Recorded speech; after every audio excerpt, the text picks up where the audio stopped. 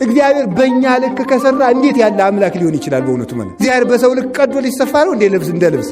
የሰይጣን አንዱ ማስፈራሪያው ምን እንደሆነ ታውቃላችሁ? ለክፉ ሰዎች ከፍታ መጨመር ነው። ከፍታ እየገደሉ ሹመት ይጨምርላቸዋል፣ እያጠፉ ሀብት ይጨምርላቸዋል። ሰው ሳይመለስ ንስሐ ሳይገባ በእግዚአብሔር ሳያምን ከፍታው ከጨመረ ውድቀቱ ተቃርቧል ማለት። እግዚአብሔር እንዲሁ ከዚህ ሁሉ ነገር እንንትናንትና ልቅም አድርጎ እንዲሁ ጨርሶ አገር ሰላም ብትሆንበት እግዚአብሔር ቅዱስ ጊዮርጊስን ይወደዋል አይወደውም? ይወደዋል። ከወደደው ቢያንስ የዕለት ራት ካለበት ቤት እንዲታሰር እንዴት አያደርግም? እግዚአብሔር የእያንዳንዳችን የሃይማኖት ጥጥቅ የሚላለው እንዲህ ያለ ችግር ሲገጥም እግዚአብሔር በግር ቀበሮ እንዳይበላት ይጠብቃል እንጂ እግዚአብሔር ቀበሮን በማጥፋት ጊዜ አያባክንም። እግዚአብሔር ክፉ ሰዎችን እንዲያጠፋ አንለምነውም። ቢቻል ልብ እንዲሰጣቸው እንለምነዋለን።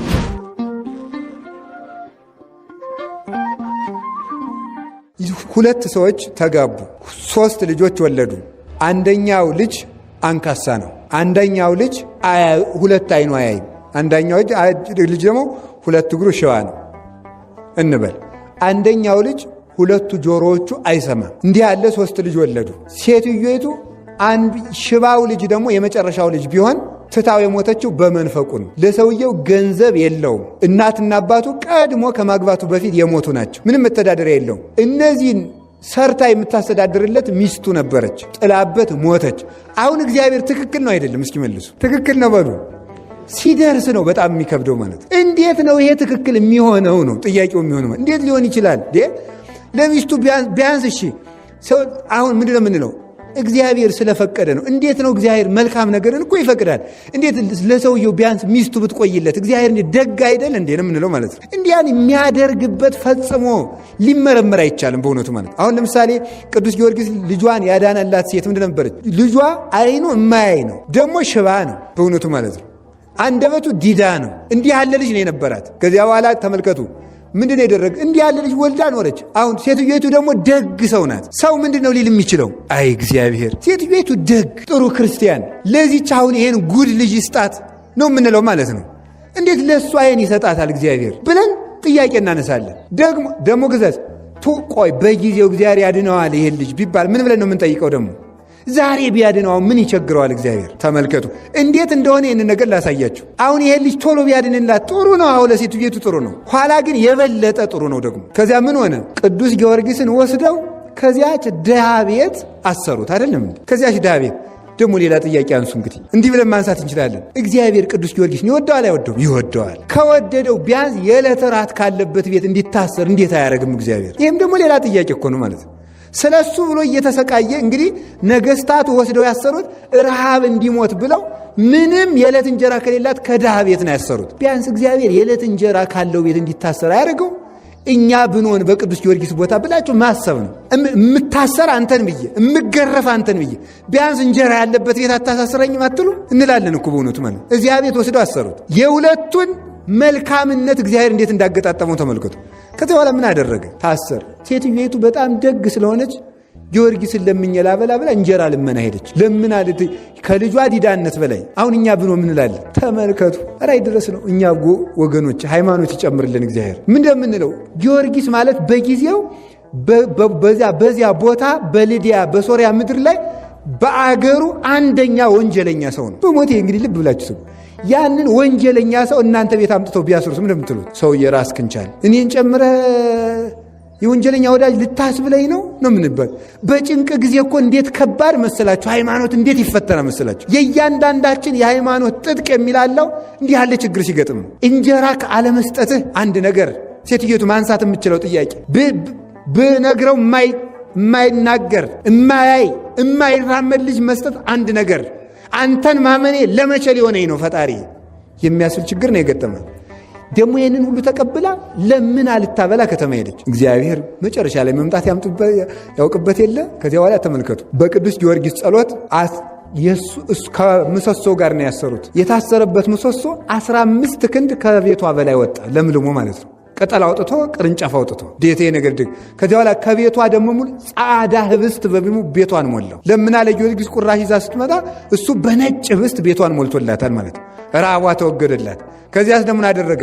የልጇን አንደበት ፈወሰው። ከዛስ ደግሞ ምን አደረገ?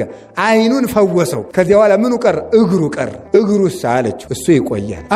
አሁን ጥያቄ ጠይቁ። አትበሳጩም እናንተ? አሁን ለምሳሌ እግዚአብሔር መቼም ቸር ነው፣ ኩራት እንዳልኮራ ስለሚያውቅ ለእኔ አሁን የፈውስ ሀብት ቢሰጠኝ ኖሮ ነው የለኝም አደራችሁ እና ቢሰጠኝ የተወሰነ 1-4 ህመም ኑሮባችሁ 3ቱን አድኜ ይህም በሌላ ቀን ብላችሁ ምለት አየቤተ ክነሰው ይኸው ደግሞ ለሌላ ቀን እኮ እንደው በቃ ደጅ ሊያጸናኝ እኮ ነው ስገድልኝ እኮ ነው ሁሉ ነገር ነው ምንለው አይደለም እንዴ? እሱን ሌላ ቀን አለ። ለምን ነው ተመልከቱ። ከዚያ በኋላ በዚያች ድሃ ምስክርነት ብዙ ሰው አመነ። በዛፉ መለምለም ብዙ ክርስቲያን አፈራ። አንድ ስንዴ ብዙ ፍሬ እንደምታፈራ ብዙ ሰው አፈራችበት። መጨረሻ ላይ የቅዱስ ጊዮርጊስ ሩጫ ሊፈጸም ሲል ምን አደረገ? እንደ እባብ ልባሞች እንደ ርግብ የዋሆች ነው አላለም እንዴ? ከዛ ቅዱስ ጊዮርጊስ ሩጫውን የሚጨርስበት አክሊል የሚቀበልበት ጊዜ ሲደርስ ለንጉሱ ሄደና እስከ ዛሬ ተሸውጄ ተታልዬ ኑሮ አለ። ምን ነው ገባኝ። አሁን እንግዲህ ለአጵሎን ልሰግድ ነው አለ። ልሰግድ ነው ና በል ራስህን ልሳም አለ። ቆይ እኛ ገሊላውያን በልማዳችን መጀመሪያ ለጣዖት ሳንሰግድ አንሳምም አለ። በርኩስ አፉ እንዳይሰማው ማለት ነው። ቆይ ብሎ አለ ልትሰግድ ነው ና እንልስገድ። አይ እንደዚህም አይደለም። በጥቂት ሰው አይደለም የሚደረገው። ጠቅላላውን በሙሉ የገሊላን ሰው በሙሉ ጊዮርጊስ ለአጵሎን ሊሰግድ ነው እያልክ አዋጅ ነገር አለ። ጊዮርጊስ ለአጵሎን ሊሰግድ ነው እየተባለ አዋጅ ተነገረ። ይኸውላችሁ ልብ ብላችሁ ስሙ። ለአጵሎን ሊሰግድ ነው ተባለ። በቃ እንዲህ አድርገህ ልትሰግድ ከሆነማ አለው እሾመሃል መንግሥቴ እኩል ይሰጥን። እንዲያውም እኔ አዋጅ አስነግሬ እስከምመጣ አንተ ከንግሥቲቱ ጋር ተጫወት ብሎ ንጉሱ ከሚስቱ ጋር አስቀመጠ። እሱ ቆመና ዳዊቱን ይደግማል። የአሕዛብ አማልክት አጋንንት ናቸው፣ ዓይን አላቸው አያዩም፣ ጆሮ አላቸው አይሰሙም፣ እግር አላቸው አይራመዱም እያለ ይዘምራል። ንግሥቲቱ ትሰማል። ማንን ነው እንደዚህ የምትለው አለች። ጣዖታቱን ነው አለች። አሕዛብ ለምን አጉረመረሙኝ? እነማን ናቸው የሚያጉረመርሙ አለ። ነገሥታቱ ናቸው አለ። እዚህ በኋላ ልቧ ተሰበረና እኔም ክርስቲያን መሆን እፈልጋለሁ አለች። ይሄ ነዋ ክርስቲያን። ንግሥቲቱን ራሷን ክርስቲያን አደረገት። ከዚያ በኋላ ክርስቲያን ሆነች። ተመልከቱ። ጊዮርጊስ በል እንግዲህ ናስገድ ሰው ተሰብስቦላል ተብሎ የአገሩ ሰው በሙሉ ግማሹ ጣዖት የሚያመልከው ተመስገን ልናርፈው ነው እያለ፣ ክርስቲያኖች ደግሞ ወይናችን መምህራችን ያን የመሰለ አብነታችን ሊክድ፣ ያች ሴት ደግሞ እንጀራዬ እያለች የልጅ መድኃኒት እያለ ልጇን ሽኮኮ ብላ መጣች። ሽባ ልጇን ማለት ነው። ሰው ከተሰበሰበበት ልጁ ያ ሽባ ልጅ አያችሁ፣ ሁልጊዜው ሁሉም ነገር በጊዜው መልካም ነው። ከእናቱ ትከሻ ላይ ሆኖ መጣ። አንተ ሕፃን በጌታዬ በኢየሱስ ክርስቶስ ስም በእግርህ ና አለ። ከዚያ በኋላ ከእናቱ ትከሻ ወርዶ ያ ልጅ መጣ። ሂድና አጵሎንን ጊዮርጊስ ይጠራል በለዋል። ከዚያ በኋላ ሄደና አጵሎን ጊዮርጊስ ይጠራል አለው። ይሄ ልጅ እየመራ አጵሎንን እያስከተለ እያንቀጠቀጠ ይዞት መጣ ማለት። ከሕዝቡ መካከል አቁሞ ለምን ነው አንተ እንደዚህ ፍጥረትን የምታስት? እኔ ሰዎች ነው የሰገዱልኝ።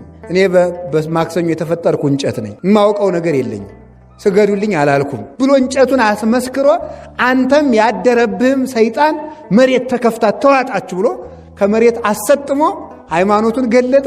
ያ ልጅም ምን ተባለ? የቅዱስ ጊዮርጊስ ረዳት ሆነ ማለት ነው። ሐዋርያ ሰማዕት ሆነ። በጊዜው ሲመጣ አንደኛ ተመልክቶ ሰራዊት ሁሉ ምን አሉ? ሽባ የነበረው ልጅ በእግሩ መምጣት። አጵሎንስ እንዴት ያለ ደካማ አምላክ ነው! አያ ሕፃን ልጅ ዶ የሚያመጣው። ለእሱ አንሰግድም እንግዲህ ለጊዮርጊስ አምላክ ነው የምንሰግድ። እንደገና ደግሞ ራሱን ማዳን ያቃተው አንድ ሕፃን ልጅ ጠርቶ የሚያመጣው ነው እንዲህ አምላክ። በዚያውስ ላይ ደግሞ ለራሱ ያልሆነ ብለው በዚያ የተሰበሰቡት ሁሉ ክርስቲያን ሆነው ተጠመቁ። ሁሉም ነገር ለመልካም ይሆናል። እግዚአብሔር ምንጊዜም ትክክል ነው የሚባለው ለዚህ ነበረ። የዚያች ሴት ሃይማኖትም ተፈትኖ ነበር። ልጄን አድነህ ሲያበቃ አንተም ፈርተህ ልትክር ነው ብላ ነበረ። በጊዜው ግን መልካሙን ነገር ገለጠ። እግዚአብሔር በጊዜው መልካሙን ነገር ይግለጥልን።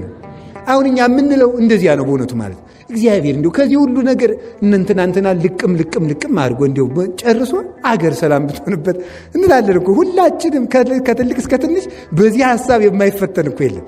እነገሌን ስፍራ ሰጥቶ ለእኛ ሰላም ቢሰጠን ምን አለበት? ምንም የለበትም። አዎ ግን እግዚአብሔር አሰራሩ በእኛ ልክ አይደል እንዴ? እግዚአብሔር በእኛ ልክ ከሰራ እንዴት ያለ አምላክ ሊሆን ይችላል? በእውነቱ ማለት እግዚአብሔር በሰው ልክ ቀዶ ሊሰፋ ነው እንዴ? እንደ ልብስ የእሱ አሰራሩ ድንቅ ነው ወገኖች። እኔ ከልቤ ነው የምነግራችሁ።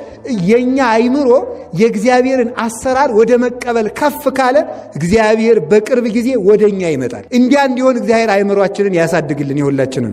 ስለዚህ እግዚአብሔርን አሰራር በአንተ ታምኛለሁና ጠብቀኝ ያለው እሱን ነው ማለት። በእግዚአብሔር መታመን ማለት ክፉውን ነገርም መልካሙን ነገርንም እግዚአብሔር ስለ መልካም ነገር ብሎ ያመጣዋል ማለት ነው እንጂ እግዚአብሔር ሁልጊዜ ክፉ ሰዎች እንዳይነሱ ያደርጋል፣ አጋንንት እንዳይነሱ ያደርጋል፣ ክፉን ሰዎች እንዳይነግሱ ያደርጋል ማለት አይደለም። ለእግዚአብሔር በግን ቀበሮ እንዳይበላት ይጠብቃል እንጂ እግዚአብሔር ቀበሮን በማጥፋት ጊዜ አያባክንም። ማወቅ ያለባችሁ እንደዚህ ነው።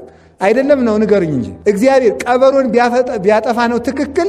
ቀበሮ እያለ በግ ውላ እንድትገባ ቢያደርግ ነው። ቀበሮ እያለ ባንበላ ምንድቅ? ይህማ የፈሪ ነው ገር ነው። ቀበሮ እያለ እንዳይበላ።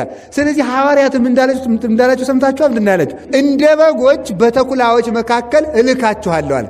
ተኩላዎችን አጠፋላችኋለሁ አይደለም ያላቸው፣ እንደ በጎች በተኩላ መካከል ልክ። ስለዚህ ቃውን ሲተረጉ ምን አሉ? ተኩላ አለ ብሎ በግን ከቤት እንደማያውሉት ማለት ነው። አላውያን ነገስታት፣ አላውያን መኳንንት አሉ ብዬ እናንተን ለስብከት ሳልካችሁ አልቀርም፣ እልካችኋለሁ እንጂ ግን መከራውን ድል ትነሱታላችሁ። እግዚአብሔር ክፉ ሰዎችን እንዲያጠፋ አንለምነውም። ቢቻል ልብ እንዲሰጣቸው እንለምነዋለን።